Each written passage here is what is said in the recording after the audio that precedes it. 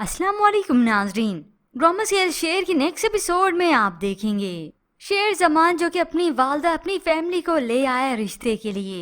पहले पहल तो ऊपर से ये फजर का वालिद देखकर हैरान हो गया और तभी शेर अपनी वालदा से बातें करने लगा। फजर के घर एंटर होने से पहले फजर का बताने लगा कि वो जहाँ होती है खुशबुएं होती हैं, हवाएं बातें करती हैं।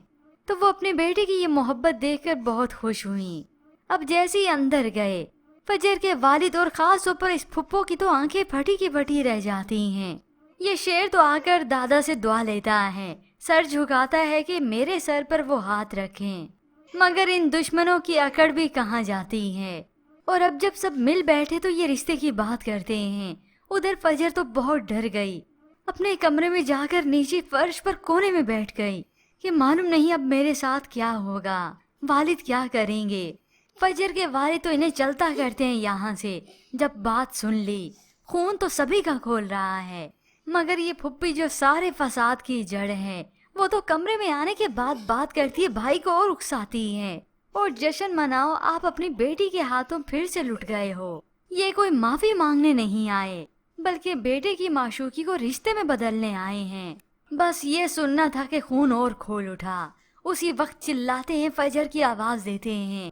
उसी वक्त फजर को कमरे से निकालते हैं, बाजू से पकड़ते हैं, घसीटते हुए नीचे लेकर आए। चीखने चिल्लाने की आवाज सुनकर सभी बाहर आ जाते हैं, मगर वालिद नहीं रुकता।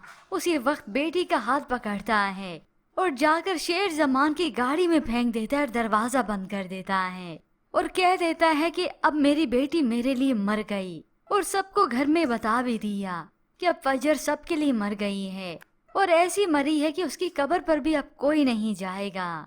बस इस फुप्पो को क्या चाहिए था, यही सारे फसाद ही तो मचा रही थी। अब बैठकर सुकून कर ले। बस फिर बाप ने रही सही कसर पूरी की।